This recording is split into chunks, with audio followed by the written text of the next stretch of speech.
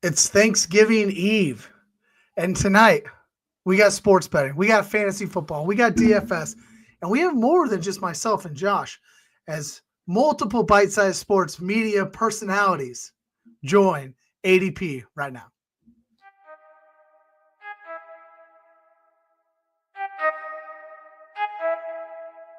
I need to know everything, who and the what and the where, I need everything. Trust me, I hear what you're saying, but act like it's new what you're telling me. I'm curious, George, I hop in the Porsche, it's 5 and a horse, I'm ready for war, I'm coming for throats, to turn to a ghost, I need to know everything. Now you be surprised at the info you get just by letting them talk, so I'm letting them talk. Welcome into another edition of Another Damn Fantasy Podcast. I'm your host, Trevor Steinbacher, and as always, to my far left, Josh. We're going to go introductions one by one. Josh, let's kick it to you first. How's it going, man? Going great. Yeah, we're on Thanksgiving break, a few days off of work here, and nothing like football and food for an entire day. So hope everyone Thursday, Friday, Black Friday football now. Yep, I guess that's rivalry weekend for college football. If you're a college football guy, Saturday. This is just living life right now in the football world. Kev, middle of the screen, my man. The one and only, the one that started Bite Size Sports. Keeping it rolling. Kev, how's it going, man? Happy Thanksgiving, gang. Trev, thanks for the invite, sir. I am happy to be talking fantasy football with you guys because as a Colts fan, there's not a lot to be thankful for this season. So we're letting it ride. It's all about fantasy from here on out, boys. It feels like they're so close and they're really not that far away in the division. Like they're just lingering, but then every time you really start feeling good about it, then they lose again. You're like, all right, I need to stop getting my hopes up. Speaking of getting your hopes up, after winning 4 in a row, the Chicago Bears have really started to let the wheels fall off. Nate, how you feeling, man? I just don't care anymore. But that sounds like a Bears fan.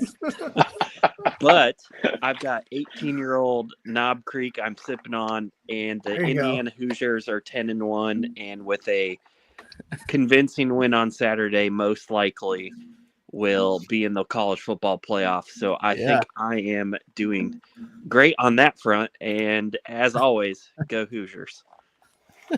Yeah, I think they should be in. Obviously, beating Ohio State would have been cool, but I think they should be in. And then our newest addition to Bite Size Sports, you'll be seeing him on Tuesday nights. Ben Parker, let's go, man. How's it going? Welcome to your first big show, I guess, for Bite Size. We've done a couple of these in the past, a draft one, a couple Thanksgiving Eves, but this is your first one. How you doing? Let me just open up by saying how excited I am to be here with a lot of you guys. But I really am going to show how old I am by saying I feel like I'm a part of the Brady Bunch show here, man. We're all got a different corner of the screen. We're looking up, down, left, right. But it's a whole lot cooler because we're going to talk some NFL football and some Thanksgiving stuff. No shame on the Brady Bunch, though. No shame. I watched a little bit of the Brady Bunch, I think, when I was younger. I'm in my mid-30s. Would you call it mid-30s? Mid-30s? Yeah. Yeah, so I watched a little bit. I think we're probably all close-ish in age here. Yeah. Your Brady Bunch jokes won't go too far over our heads. Sure, Jan. Marsha, right? Isn't that the As long as I'm not Alice, I'm okay. That is right. Yeah, that's right. Well, we appreciate everybody that's in the chat and viewing tonight. Thank you all for being here. It's gonna be a fun show. We are going to talk about all the games tomorrow for the Thanksgiving Day slate. Probably just some shenanigans here and there. Stay with us. If you got questions, whether it's about the Colts or the Bears or the Lions or the Vikings, the Chiefs, throw them in the chat. We'll answer them. Any NFL questions, any sports-related question. Let's be honest. My Dukies losing a heartbreaker last night to the KU. I can't show my face tomorrow at family dinner. So we'll talk any sports, but obviously we are going to spend most of our time on sorry, Lee's comment threw me off on the NFL slate for tomorrow. John, welcome in. Computer finally got updated. Do we have you? Computer's updated. Is he there? Sir. There he is.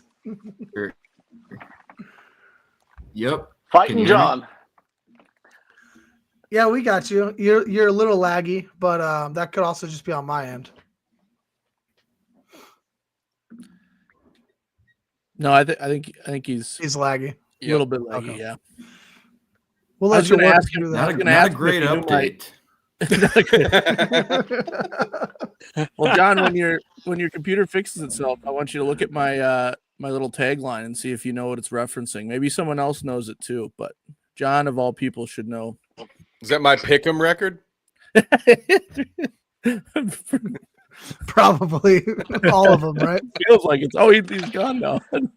Well, I reference our favorite teams. Obviously, everybody knows I'm a Chiefs fan. Got my Super Bowl flags up here. They're just squeaking by week after week, and everybody's ready to kind of jump ship. But I think that when it comes to January, I think the Chiefs will probably remind everybody why they've won 2 Super Bowls. Not saying they're going to win it again.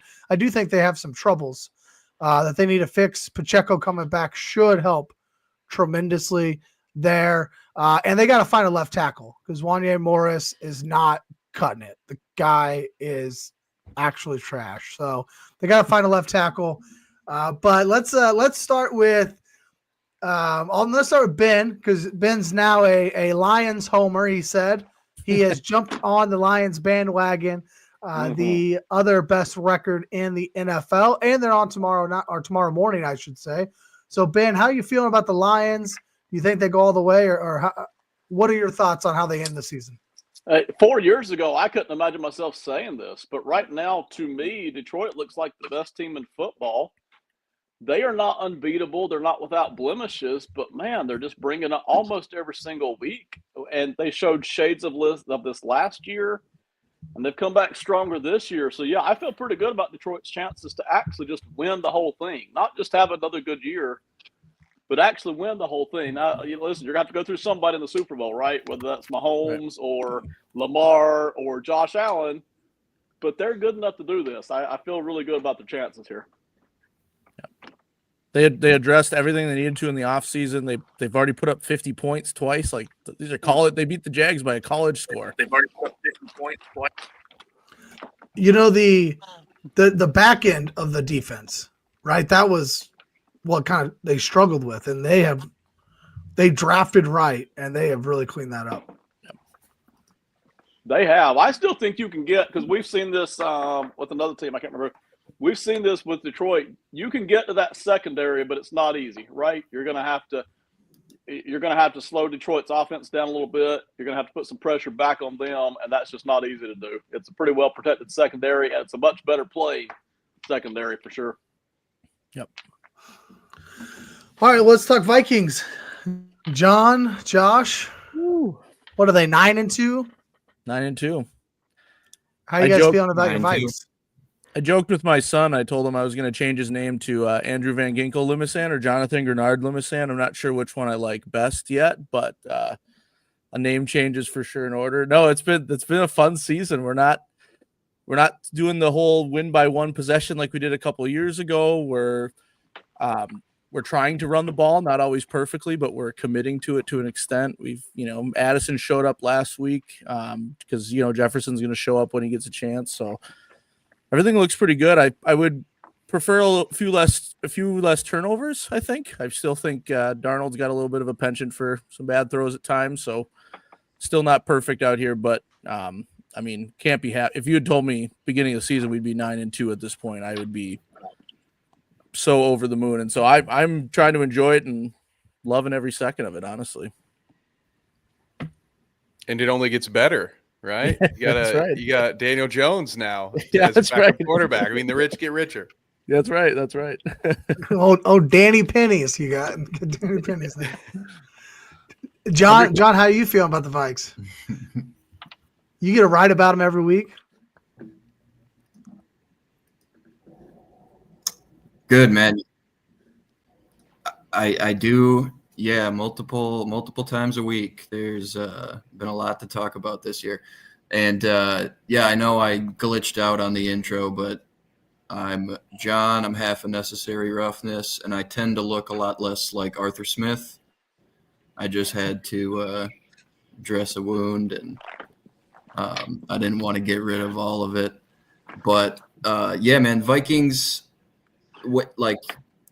I'm a big defense guy. My favorite teams have great defenses.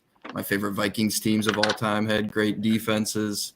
The 06 through 09 run with the Williams Wall, Purple People Eater, the late 80s teams.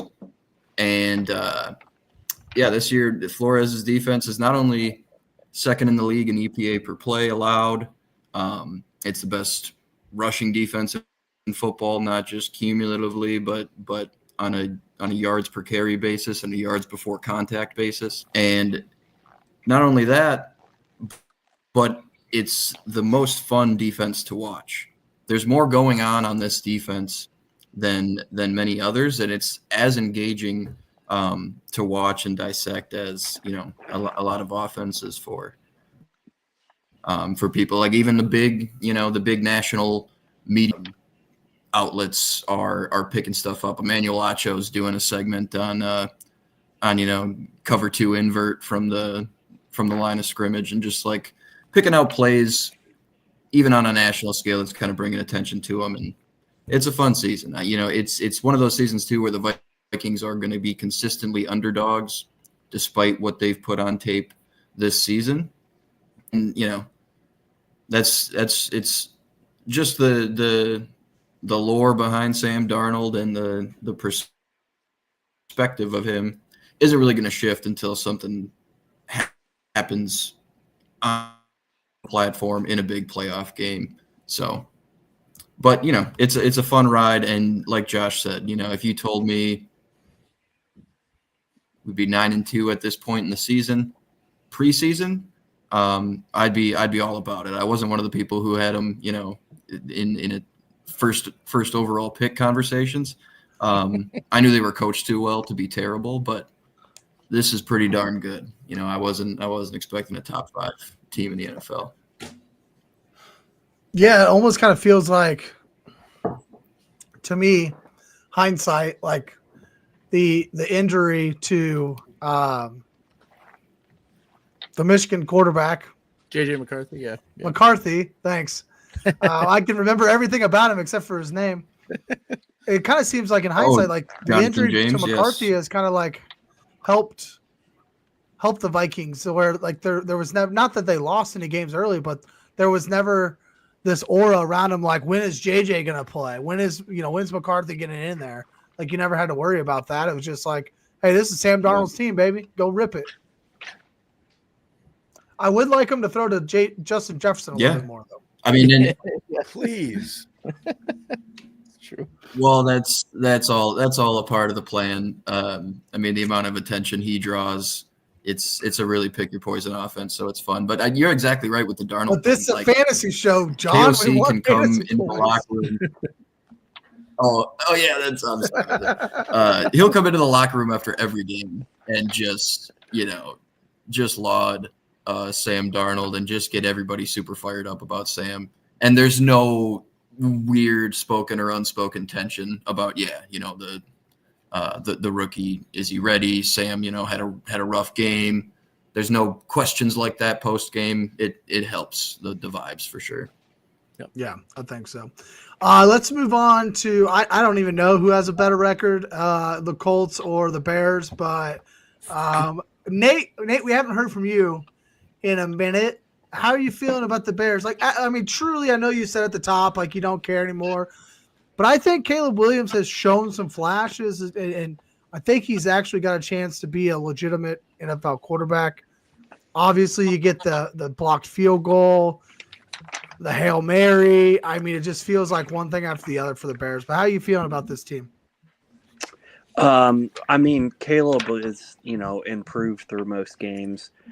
So that's fantastic. And as surprisingly, both tackles have looked great. I mean, the interior line, not so much. But, I mean, again, like, at this point, I don't really care until the McCaskey sell. So Virginia needs to die. I mean, I don't mean to be. She's 100 years old. Like, Can we drop out of that? Drop out of it. People in the back.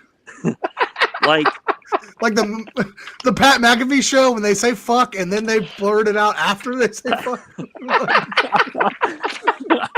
But I'm serious. If the Bears are ever going to do anything, the McCaskey family should have nothing to do with it because none of them know what the fuck they're doing. George McCaskey's a worthless idiot trying to run the team. Don't go with tradition.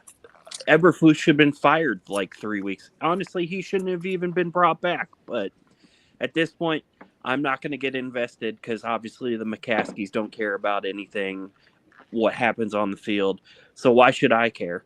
So yeah, but aside from that, there's some promising things. And like I said, for once in my life, my alma mater and college team is doing well. So, I'll just. That's right. Signetti, baby. Who's your daddy? Taking them to the playoffs. I mean, honestly, I like Indiana. I like what Signetti's done there. It's been a fun story. Without getting too much into college football, I would like to see them beat somebody that's decent on the field this year, but they're going to have that opportunity in 3 weeks. So, we'll see how it goes. Pending what happens on Saturday in the bucket game, because I'm not going to take anything for granted, and you definitely there's rivalry voodoo, and spoiler makers is a thing for a reason. So, yeah, they're absolutely terrible, but let's just get through Saturday night and then go from there. Well, we had one more join us, but first, Kev, we got to get to you. We got to talk about these Colts, man. I've been pretty open about my, dead Anthony Richardson for MVP ticket I took back in July that I probably should have cashed out the day after I took it.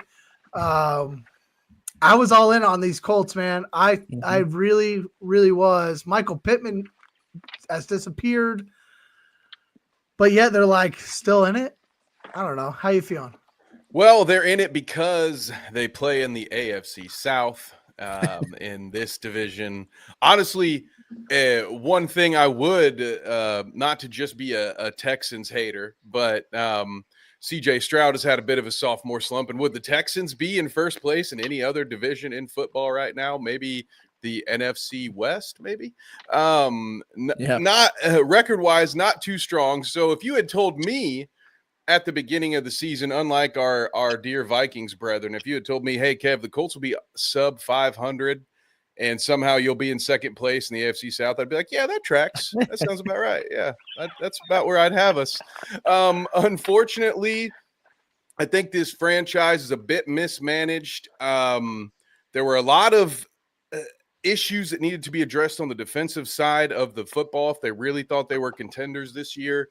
I was under the impression we were going to let the young quarterback play with his young, talented group of receivers, kind of figure out what we had there, and then start to make some moves in the following season to potentially make a playoff run. But as soon as Anthony decided to sub himself out, all of a sudden our front office said, hey, we're in playoff mode. We're in win now mode. And there's no way we can admit that we're going to bench this young guy because of this bad decision that he made and the lesson that he needs to learn as far as being a franchise quarterback. There's no way we could ever admit that. So we're going to tell ourselves and all of you that we think we can win in the playoffs and do so with Joe Flacco, which is why when the entire NFL's safety talent pool was available in the offseason, we spent no money adding any depth to our defensive backfield, spent no money at all, because this was never a team that was supposed to win now. So it's good to see that they finally put the young guy back in, and it's time to just let Richardson play. But no, the Colts, only because they have the easiest schedule left in football. That's the only reason anyone could consider them as a wild card option. And even I would not do that, gang. As much as I want to be the homer, this season should be all about letting Anthony progress because he can still do some amazing things. He's got that kind of arm talent that some of the stuff he can do, you can't really teach along with the size. So if you can teach him how to be a little more accurate and make better decisions and maybe teach the O-line to block, you might have something there. But tough year for Colts fans. Hey, Kev, I got to ask you, what jersey are you even wearing right now? That's why I put him on the big screen. You had to ask me. Great job, Nate. I've been locked in. I don't know what you're wearing right now. You got to guess, Mike. This is one of your boys right here, but this one's a throwback. This 89? is a former this is a tight end jersey. It's a throwback. I don't have any Colts jerseys that fit anymore, and this was a thrift store find. This is actually reversible.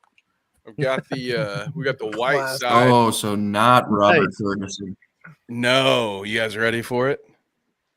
Hang on, I don't want to get my cord tied here. No. Oh yeah.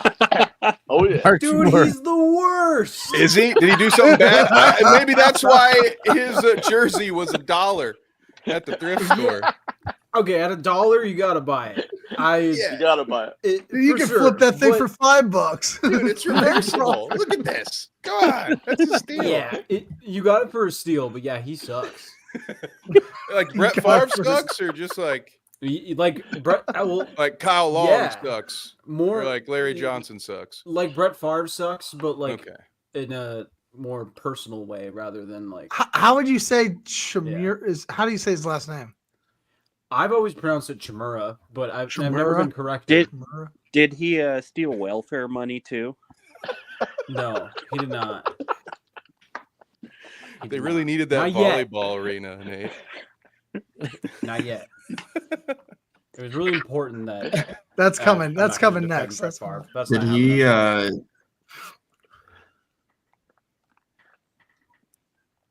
Any unwarranted Shimura dick pics or? Oh, God. You're not too far off. We're off the rails already. It's only 8:28. Happy Thanksgiving, everybody. Yeah. Ben, I told you pre-show, you're gonna realize that this is just we have a show sheet. The show sheet actually doesn't matter tonight. Kev, real quick before we welcome in Michael, who we've now heard his voice, but have not actually been able to properly introduce him. You are not incorrect. The Houston Texans are tied with the Denver Broncos for the 6th best AFC record. So yeah, they're not great. The benefits of playing in the AFC South. Yeah. And we got the benefit of playing the AFC South. The NFC North is 14-2 right now against the AFC South. Packers, Lions, nice. Packers, Lions, and Vikes are all 4-0 against you guys' division. Wow. Malik had a revenge tour against like half the AFC South. The Packers had their backup out there taking us to task. All right, Michael, welcome in. It's good seeing you. It's been a long time since we've seen you on the bite-sized streets. Hope everything's going well. Are you still out in Cali, and how you feeling about these Packers? Yes, I am. I will be for a while because I'm. Also, we can't see your face. Yeah. You look just like a shadow right now because the way the light's hitting it. There you go. Okay. Yeah, I'm still in California, hiding in the shadows. I think it's just gonna happen. My kitchen lighting sucks. I feel good about the team. I feel bad at the same time. I really would have loved to have a competent kicker for the first few weeks of the season. As much as I love the Braden Narvison story, I guess, just because his wife is from Wisconsin. A kicker would have helped out a lot in the first few weeks of the season, especially against the Eagles and against the Vikings as well. So we're figuring things out. We're pretty banged up right now. With Jair's going to be out, Romeo Dobbs is out, Edric Cooper is out. So our starting corner, our fastest linebacker against the Dolphins, who everybody's fast. Yeah, I'm a little nervous, but The Dolphins can't play in the cold, so I wouldn't worry about it too much. It's not going to be AFC divisional round cold or whatever that was. It's going to be like 12 degrees. It's not going to be terrible. That was like negative 30. So people won't be losing fingers and toes from frostbite like they did in the Chiefs game. Yeah, I mean, who knows? Those idiots. Crazy Who stuff would go to that happens game? up Not me. Yeah, I'm a Packers fan. I'm not going to I wouldn't go to a game that cold. That's crazy. People were trying to just give away their tickets that game. Like, no way. Yeah, we're going to talk a little bit more about the Packers, obviously, here as we go along. I really like that game from a DFS perspective. It's the last game of the day. I think a lot of people are going to play that exact narrative that Nate just mentioned. Like, Tua can't play in the cold. He's had 2 games in the cold. Like, the Packers are kind of banged up. I think Miami's been looking great offensively. So I kind of like that a little bit. We'll get to that. But before we get to that, we have 2 fantasy football questions, and we love to service the chat. Yeah, I'll stick with it. Didn't feel right coming out. Chase Brown against Pittsburgh or Bucky Irving against Carolina. Lee always has these matchups. Like, he's got the best running back room of all time. I feel like he's just played the best 0 RB you could. Both these guys are obviously taking off. For me, if I'm only talking about these 2 guys, I would take Bucky Irving in the better matchup. Does anybody else have any takes on Chase Brown versus Bucky Irving this week? Go ahead. Go ahead. Everybody. Go ahead. Everybody wants to jump on this one. I'll just say I love Bucky. The only issue I have with him right now, or I guess concern, is that Rachaad White is still there. And I think Tucker last week vultured another touchdown. They technically play 3 running backs with some regularity. But to that, last week I was in a bye predicament and I started Bucky and White and I got through it okay. 10 points plus for both of them. So I do think Bucky probably has the higher ceiling, right? Yeah, absolutely. And I think Bucky Irving is kind of in league winning territory, honestly, with that high ceiling. He outsnapped Rachaad White and he got more carries than Rachaad White. It's been pretty consistent. But yeah, you are worried about the touchdown vulturing. You know, my gut tells me Pittsburgh, tough matchup. They're 10th against running backs. But Chase Brown is like the only guy. And if you're kind of like me, I don't think the Bengals offense can get slowed down really. So I feel like they're going to find a way to put up points.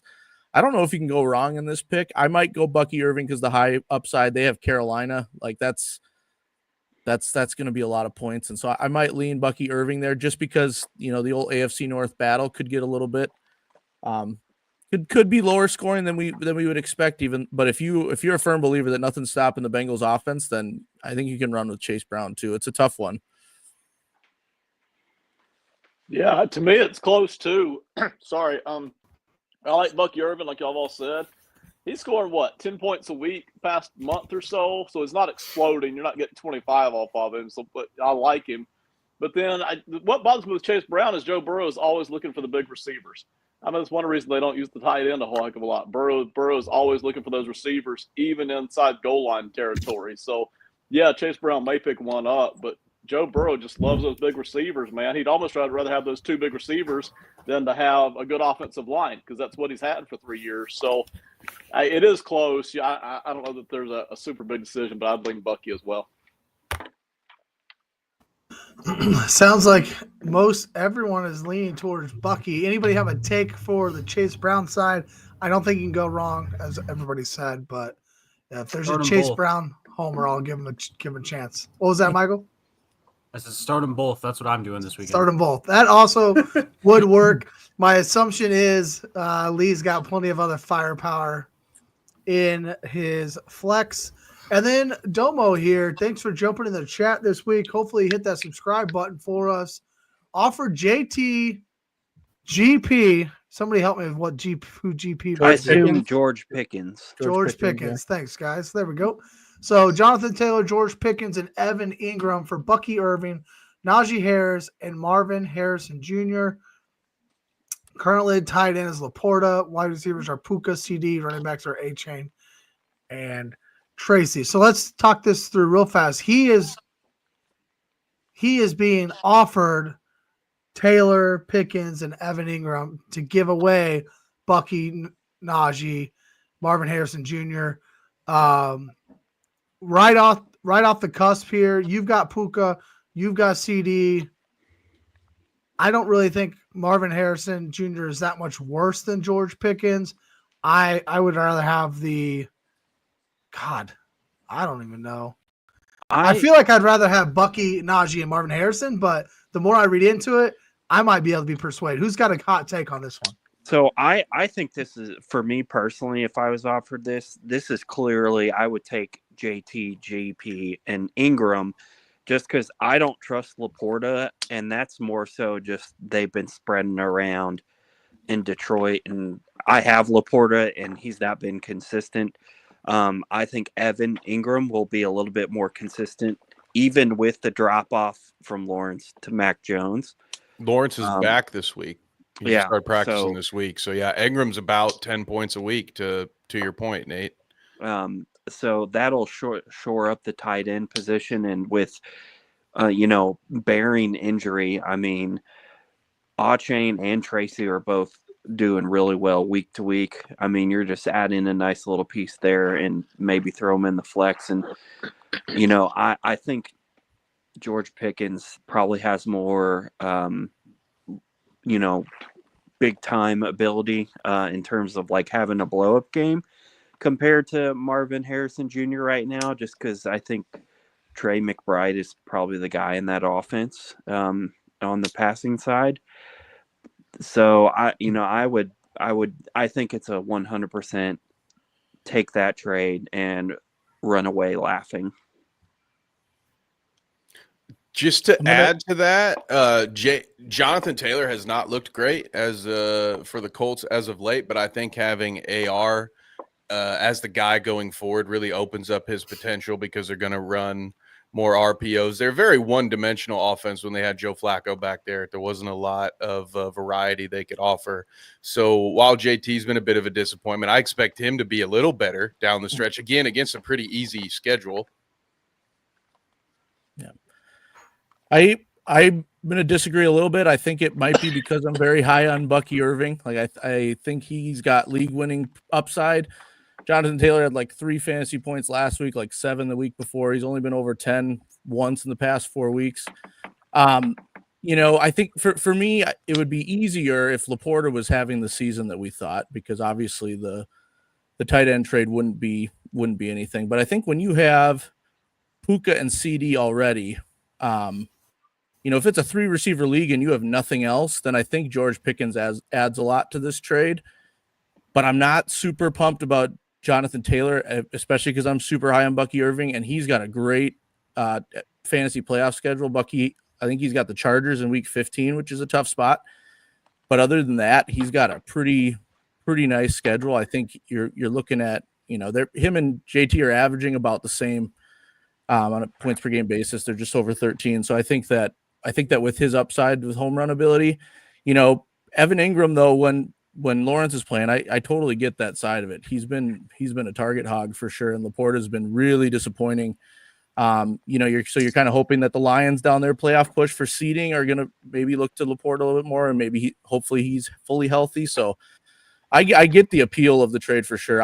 So I might be clouded by my Bucky hype eyes. So take that for what it's worth, but I'm running with Irvin, Tracy, and A-Chan. You have a lot of good volume and big playability at those 3 running backs. So put one of them at your flex, and then you have 2 elite receivers. So unless you have nothing after Puka and CD, I think I stick with what I got there. Before anybody else jumps in, to your point, Panthers this week, Panthers championship week 17. So for Bucky Irving, right? Also get the Raiders and Cowboys in there, 2 teams that you can run all over. So like that take there. Anyone else have any take on either side of this one? I'm like 51-49 in favor of the JT, GP, and Evan Ingram. Laporta's a fraud. Evan Ingram gets a lot of targets. I think, to Kev's point, with Anthony Richardson under center, Jonathan Taylor's rushing success rate and yards per carry has been higher throughout the season. Ben and I talked about this on Tuesday when your quarterback's, a 6'5" Decepticon and can run the football and is a threat to, it's a lot tougher to be gap sound in the box when, that extra guy is a running threat and that running back could turn into a blocker. So I think his production start to climb. I do like the Bucky Irving matchups that Trev and Josh pointed out. And Bucky Irving playing for the Bucks is like almost as good as Jalen Ramsey on the Rams, right? He should never leave.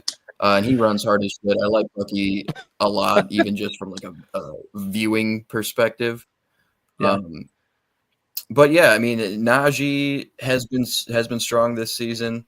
But if you've got A-Chain and Tracy, Tua back in the offense, Tommy DeVito offense, I think you're going to want to feed Tracy as much as you can. And then you get JT in the mix, you get a little bit more flexibility at the flex, unless, I guess I don't know what your bench looks like. But I like that one like barely more because I think you do get the upgrade at the tight end spot where you can't necessarily swap out another position. And you got good depth everywhere else. But that's a pretty good trade to propose. That's pretty fair, I think. I will say I think DeVito is possibly going to be out tomorrow. So who knows what the Giants are going to do. Is he still feeling it? Drew Lock is like the projected starter. Drew Lock. Yeah. Cooper Rush isn't 100% for what it's worth either. Really? So it might be. Yeah, he's got a Trey knee Lance injury, season? It might be Trey Lance versus Drew Lock. Trey While we Lance all for take a nap. Don't rush. Trey Lance will throw for 6 touchdowns and 5 interceptions. He's the modern day Jameis Winston. Fucking don't rush. Don't rush him back. I started Drew Lock on a bye week one time, and he got me like 40 points. So, it could happen. Drew can play occasionally. Drew fantasy lock. Let's talk about tomorrow. Why don't we just jump? Sorry if you had a take on that. My apologies. I just didn't want to. Domo 2Flex happy hour. Thank you for throwing that in the chat, giving us something to talk about. Please, if anybody has any other take, throw them in there. We'd love to hear about them. We'll answer your questions as they come through. But let's talk about tomorrow. First game off of the day, 11:30 a.m. Central Time. Bears at Lions. Detroit -10 is the last I saw. 48.5 over under. I'm just going to go in order here. So, Kev, I'll start with you. Give your take. Best bet. You got a fantasy take. You can give anything you want. Don't have to give everything. Ooh. But I'll start with you. What's your favorite bet from this game, and what fantasy take might you have, or just in general game take? Yeah, you said so. Bears Lions is what we're starting off the day. Bears with, right? Lions, yep. Yeah. So Lions -10. This one, I struggle with this one greatly. Not only is Nate a Bears fan, but so are my father and brother. So I suffer along with this team mightily. And I also took a couple flyers on Caleb Williams as a late draft pick backup quarterback. And I gave up. I was out of faith. And so I've dropped him right before he made what appeared to be a bit of a comeback. But I kind of think that was fool's gold last week, those fantasy numbers at least. They were in a very bad situation. They had to throw a lot last week, and I don't know that all of that is going to translate. So as a guy who just watched his subpar team somehow managed to not give up 50 to the Lions. I think that 10, what was the spread? 10.5. I think the Lions will beat the Bears by 10, and give me the Lions on the spread. And I am lamenting all of those great on paper skill players on that Bears offense. You got Swift out there, you got Moore, you got Keenan Allen for 6 games a year. Like, it just, oh man, they just can't quite figure it out, man. It's frustrating. I'm sorry, Nate. I'm so sorry. Jared Goff never won on Thanksgiving Day as a Lions quarterback. Josh? Yeah. What are you thinking of this game? I like the over 48.5 points. I think that the Lions will win. I agree with Kev. I think they might win by multiple scores. But I think the Bears might have to throw that amount. And if you look at the targets for Keenan Allen, even Roma Dunze and DJ Moore, I think those pass catchers are going to get a lot of targets. It is still kind of volatile to trust them in a lineup. I kind of like the Odunze, we'll talk about later, some picks for DFS type stuff, but we'll get into that a little bit later. But I think he's going to have to throw a bunch, and I think the Lions are going to win. So I'm going over 48.5 points though total. I think the Bears will end up putting up some, maybe a couple garbage time. Who knows? I think the point total will get up there for sure. And then from a fantasy standpoint, just keep rolling with your Lions running backs, Jahmyr Gibbs, David Montgomery, both. I feel like they're very consistent right now, and even though the Bears have a pretty good defense, they don't get run on as much, and I think that the Lions will be able to put it to them a little bit tomorrow morning. So I think the game goes over 48.5 total. I'm not sure exactly what happens to get there, but I think there'll be points to be had. We love points, especially early on a Thursday, 11:30 in the morning. You're just eating the turkey, just seeing points scored. Nate, I'm going to let you go last, okay? Because I know this game has a lot. I know you got a lot of points for this game, so I want you to go last on this one. All right, Ben. Only because you're a bandwagon Lions fan. I'm going to let you go next. Yes, I am. Thank you. I am a bandwagon Lions fan.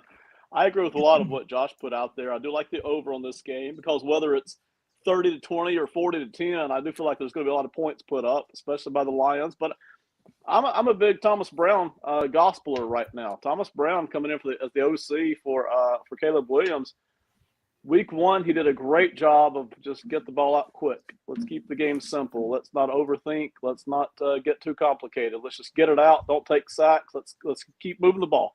And that worked. They got 19, 20 points. And then last week, you see them come in with another huge game against a not very good defense, right? So, again, I wouldn't count on seeing what we saw last week.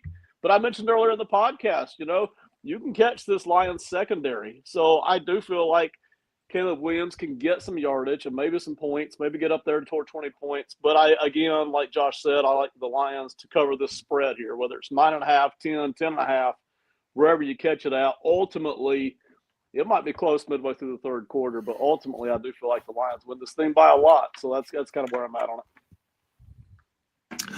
Before John, I get to you. Has anybody saw this? Lee says St. Brown may not start.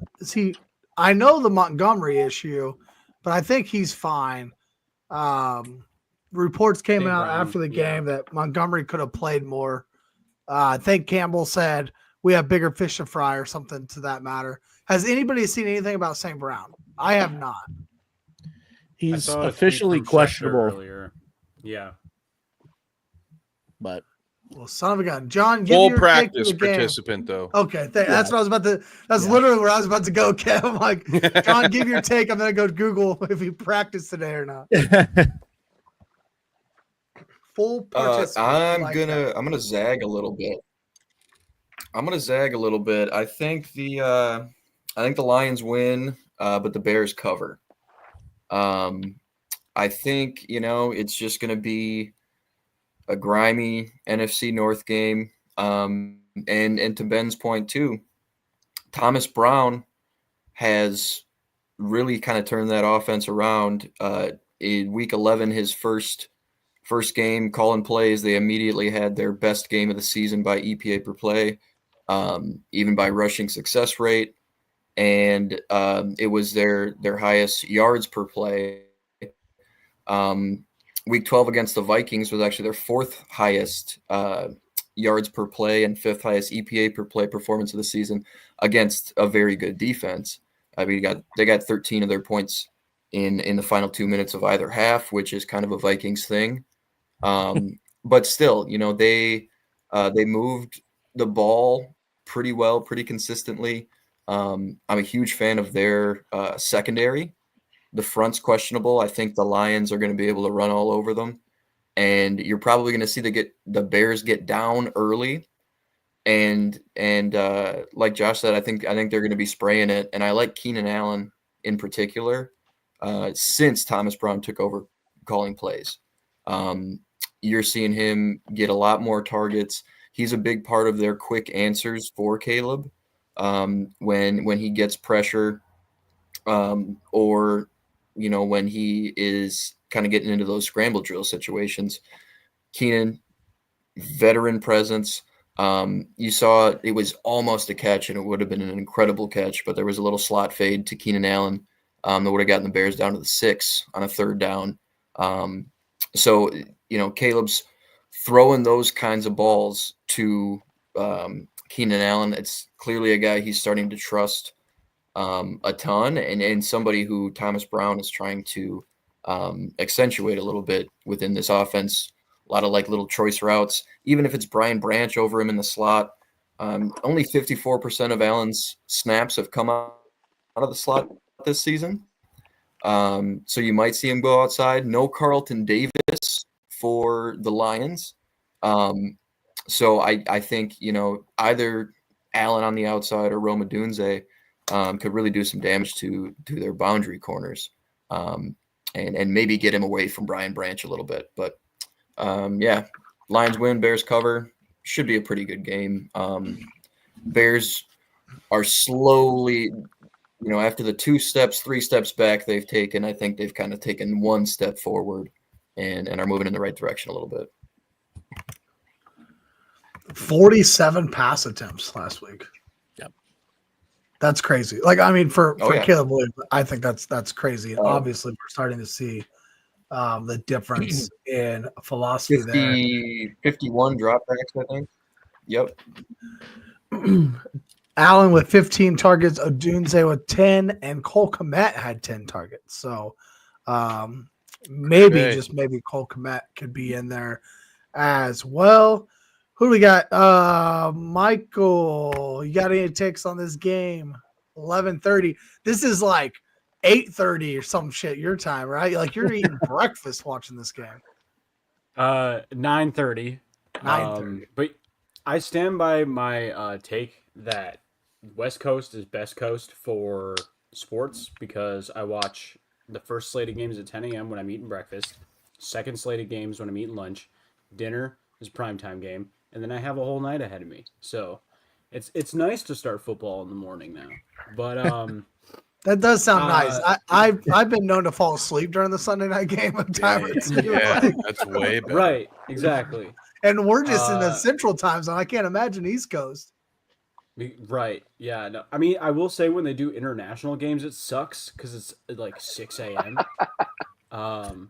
But it's like you're waking up to watch the Olympics or something. Except you're waking up to watch Jags Panthers. That's just that's worse than exactly. sleep. As for the game, though, it'll be the biggest hate watch this season for me. I want both of them to lose. I know that's not possible. I mean, I guess we could get a tie, but from a fantasy perspective, I mean, I made a boneheaded trade earlier this year where I got rid of Amon-Ra, and it's going to work out in the long run. I stand by that. It's a dynasty league. I got picks back in return, but as a Caleb Williams dynasty fantasy owner, I was very, very sad up until last week, and so I'm hoping for that reason we get a repeat performance. And it'd be nice to see Detroit get humbled a little bit. Ultimately, I think the Lions win by. I know it's 10. I would take it at 13.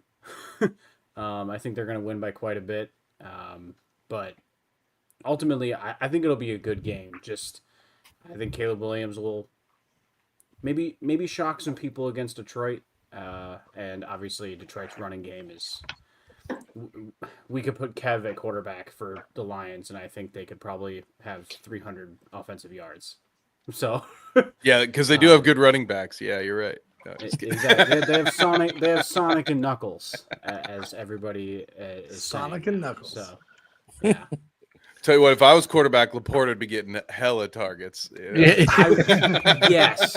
Safety blanket. Oh, what a just total bummer for fantasy, dude. I was so excited when I got him super late, and then yeah. This is why we don't draft tight ends in the third round. Y'all will learn that one of these years. I would never do that. Yeah. See? Y'all just never learning. Real quick, I will say I like Jameson Williams over 49.5 is the line I saw on Underdog. I haven't looked at FanDuel yet. I would probably take it up to like 55-ish. Obviously, the lower the better you can get. So that would be my favorite bet of this game. Chicago plays zone defense like nearly 80% of the time, and Jameson Williams just absolutely shreds zone defense. And if you guys take it back to last week, Jordan Addison, a very similar route tree as Jameson Williams, goes off and has a huge game. So that is my favorite bet of this game. And I also love Jameson Williams as like your first game. Put him in your lineup for DFS. There, I actually love like Rome Odunze and Jameson Williams. I think everybody's going to play Keenan Allen in DFS. And so Rome Odunze is just a good way to kind of get different early on in the day. But really, we're here to get Nate's take, our resident Chicago Bears fan who doesn't care about the Bears anymore and really just wants to watch the Indiana Hoosiers play on Saturday already. But Nate, how do you think this game's going to go? Do you think the Bears have a chance to win? Or do you think they have a chance to cover? Because all these guys are taking Detroit minus 10 or more. It's hard to win by 10 or more in the NFL. Put all your money on Bears money line because the Lions are not good enough to win 10 in a row. Lee says it's a Thanksgiving curse, so Nate and Lee are together here. There you go.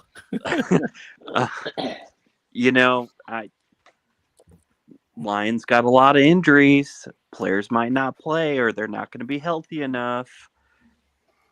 Think maybe they take this one off? They're like, we only had like 48 hours to plan. We just take this one off and go on to next week. I'm just saying, Bears money line. Nate, I need your face here just so we could just I can just clip this off, and at 3:00 tomorrow afternoon after the Bears win, we throw it on Bite Size Sports.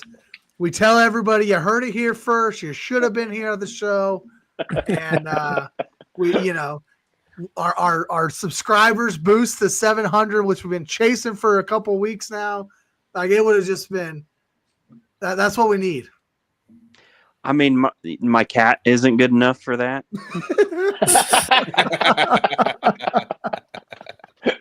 The cat said it here first. I know your hot takes behind your cat. Don't listen to the first 6 guys to say take Detroit. Listen to the last one that said take the Bears. You heard it first. You heard it first from Professor McGonagall. Take the money line or you're pissing money away. Said bet your house on it. But if I have to take some prop lines here, I do think I am pretty high on Romeo Odunze tomorrow. I don't know what his over-under line is. But yeah, I mean, like Lee said, it may be the Knob Creek 18 you're talking, but just throw a bunch of money on the Bears money line. I picked Roma Dunze over 42.5 yards and one of my underdog ones for tomorrow. So I like Roma Dunze as well. Nice. So he's at 44.5 right now, so that's good value. Oh, I got in a little bit earlier. Nice. Yeah, we're gonna do a well, Nate, you're still here. Before you drop off, we could do an underdog pick'ems just for this game real fast. Just have a little fun. You That said works you for like me. Rome? Let me Yeah. share my screen here. We can't do over-unders on underdog. Excuse me, totals. Right. So, oh gosh, it's so small. That's what she said. I've never heard that. Let's talk about my account balance. $6. All right, so we're taking Rome. I'm taking Jameson. Somebody else give us a hot take on a player for tomorrow's game. And if you do the 49.5. I like on underdog. So if you guys have never played on underdog pick'ems, you get these multipliers, which is pretty nice. Yeah, it's you got to find those. Those are pretty nice. Anything, Nate, anything Cole Kmet, because as Kevin said multiple times when I was watching the Bears Colts game with him, career day for Cole Kmet. Dude, every time, Cole Kmet, I drafted that guy 2 years in a row in fantasy as a Notre Dame fan. I was like, this guy, he's got it. Like, I know he's good. That they didn't have a lot there. I thought, oh, he'll be great for Fields, and then now the one time he was sitting there, we're at a bar, probably sipping on some Knob Creek, and then after Cole Kmet catches his second pass of the day, I say, oh, it's a career night for Cole Kmet. And wouldn't you know it, he's been destroying me in fantasy ever since. So I like that. What are you taking the higher on, receptions or yards there, Nate? I am going to take him on the touchdowns. He'll score a touchdown tomorrow. Ooh, we're taking touchdown. Really? I was actually excited. It's not your money, dude. I was excited to take 3.5 receptions. Yeah, 7 catches last week, 10 targets, and you get a little multiplier, and then you say touchdown. I'm like, Hey, is this why you always miss on your 25 leg parlays? This is- leg 25 this is is not a Cole Kmet financial touchdown? advice.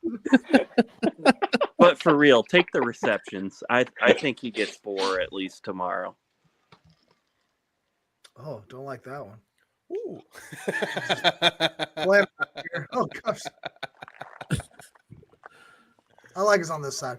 All right, reception. We're going higher than 3.5 receptions.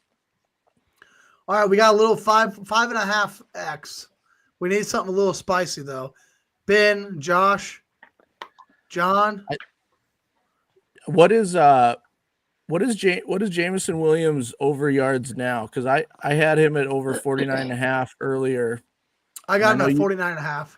He's still at 49.5. Okay. Yeah, he's on there. Yeah, it's in there.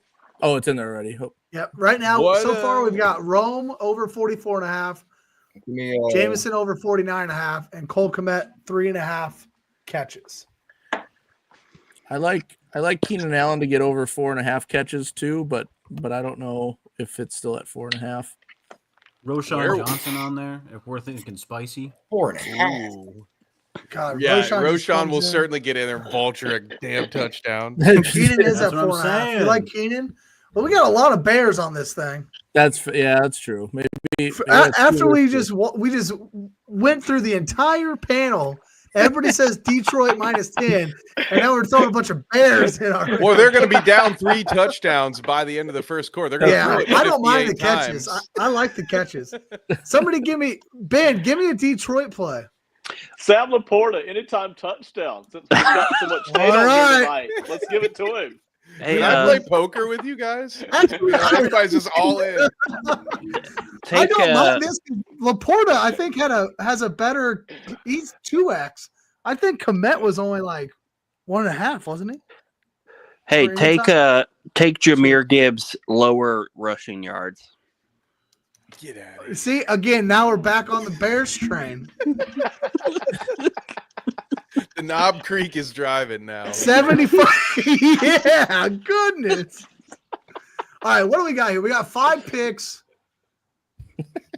31.5, $1 because I only got 6, so we're only playing $1 at a time tonight, boys.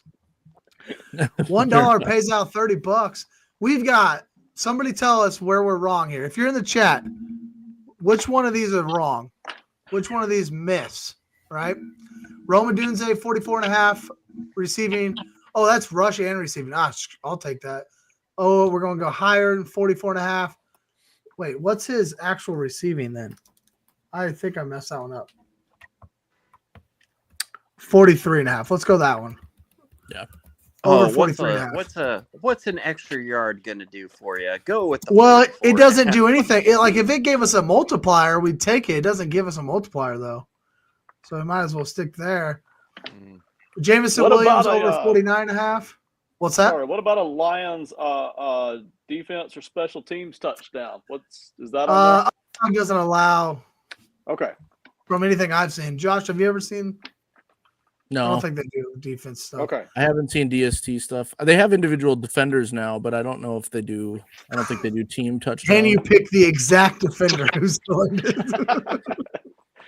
No. Cole Kmet over 3.5 catches. Keenan Allen over 4.5 catches. Sam Laporta, the spicy one, in the end zone. $1 pays $30. Or should I say $100 pays $300? There you go. If that's the way you play. We're going to lock that in. I'm going to drop this. I think I can share it. Can I share it? Yep.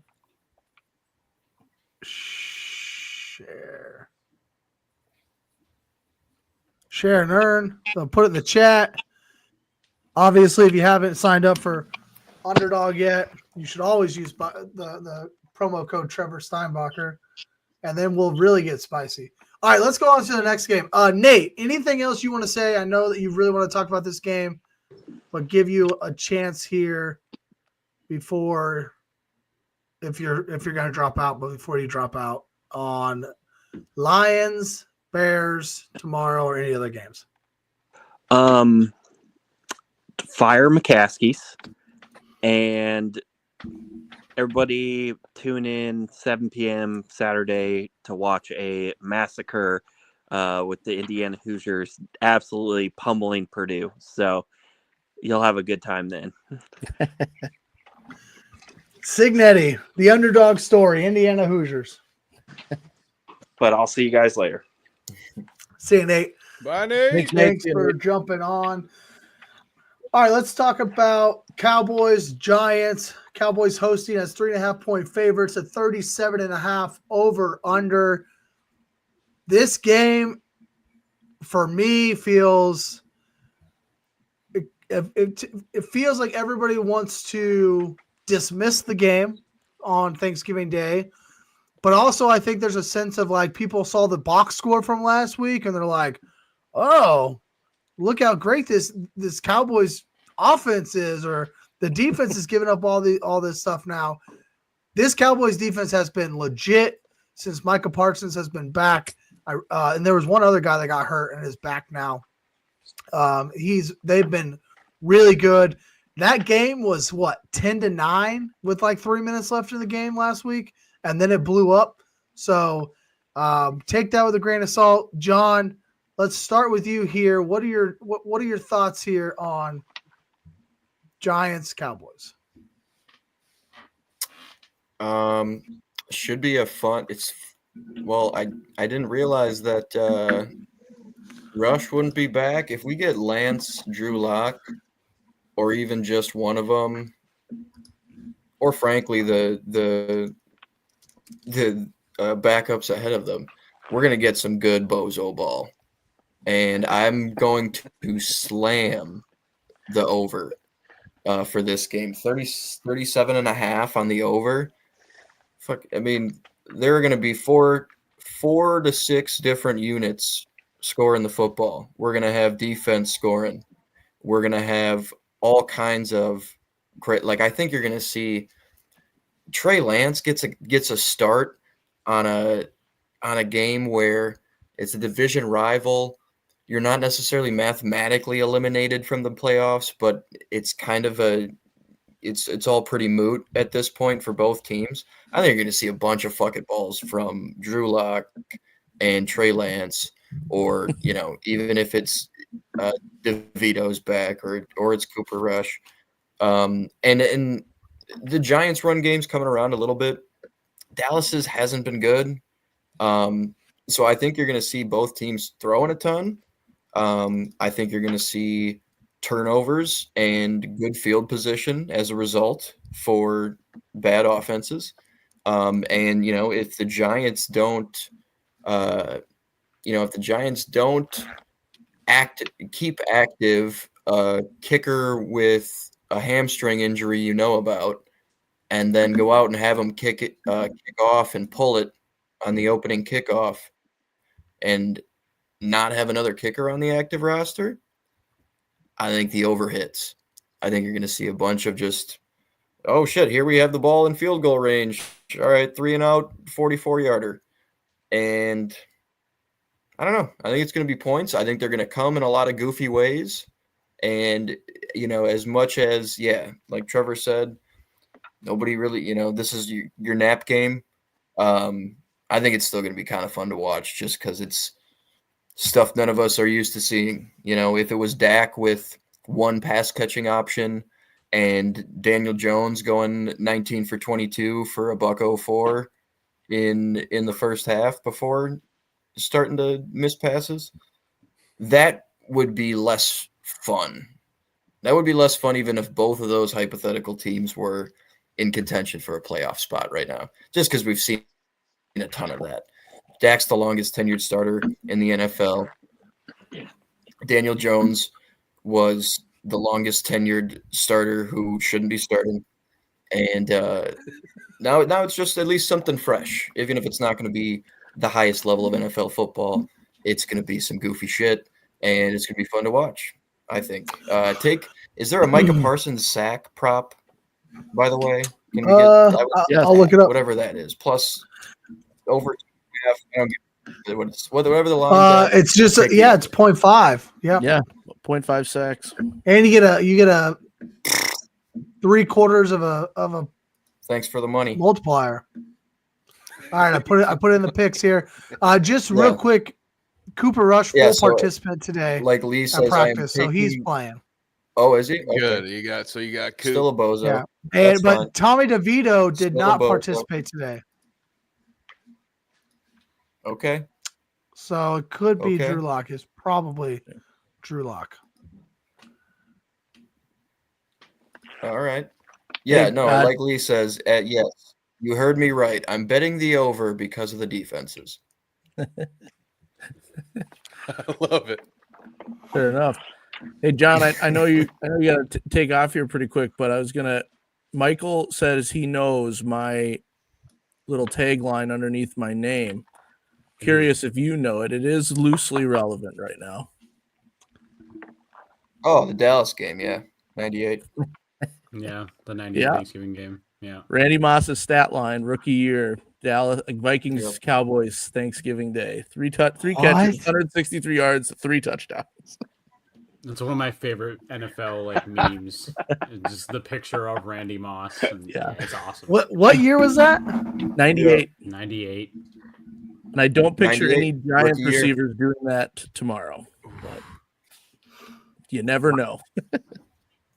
That's crazy. Not if nobody talks to Dabes about Malik Neighbors' target share. Talk to Dabes, bro. That's what Neighbors said. Yep. Talk to Dabes, bro. We're down 30-0. A rookie quarterback just calling out his coach, man. I don't know. A rookie receiver. Or receiver, that's what I meant. I'm like, come on, man. When the front office told him they needed a new Odell Beckham, he took it a little too literally. Yeah. They fast forwarded to Diva Odell Beckham. Yeah. Goodness. John, before, if you're going to drop off, tell people where they can find you. I should have done this with Nate. Forgot it. But talk up your Viking stuff, dude, real fast. Yes. Also, hey, for shits, take the Packers Dolphins under too. Dolphins have been a top 3 defense by EPA per play over the last 3 weeks. since Zach Sealer got back. And the Packers have been a really strong defense over the course of the season. Cold, 60% chance of snow showers, something like that. But I think that's going to be a dirty game that the Packers probably win by, 6 or 7. And it's probably like 46.5. Feels more like a 20 to 13, 20 to 14 game to me. But yeah, you can check me out on this channel Tuesday nights with Ben Parker. It's mostly a recap show, but we'll project a little bit towards the next week if there's some good matchups. And yes, I cover the Vikings for zonecoverage.com, so you can find all of my written work there. There's a fresh Jamin Davis article for those who are enthusiasts, and usually 2 to 3 pieces a week up there about whatever's going on with the Vikings, with some film clips attached, 1,000 to 1,200 words or so it's not crazy long or anything, and there's no subscription service or anything like that for it, so you can just go check it out, whatever we have on there. And there's some Packer stuff on there too, as well as some other Minnesota sports, so check it out. Thanks, John. I will let you slide out when you feel comfortable doing so. And Kev, let's go to you on this middle game of the day, this napper, as we're calling it, right? You eat your turkey, you take a nap. Mm-hmm. And Big you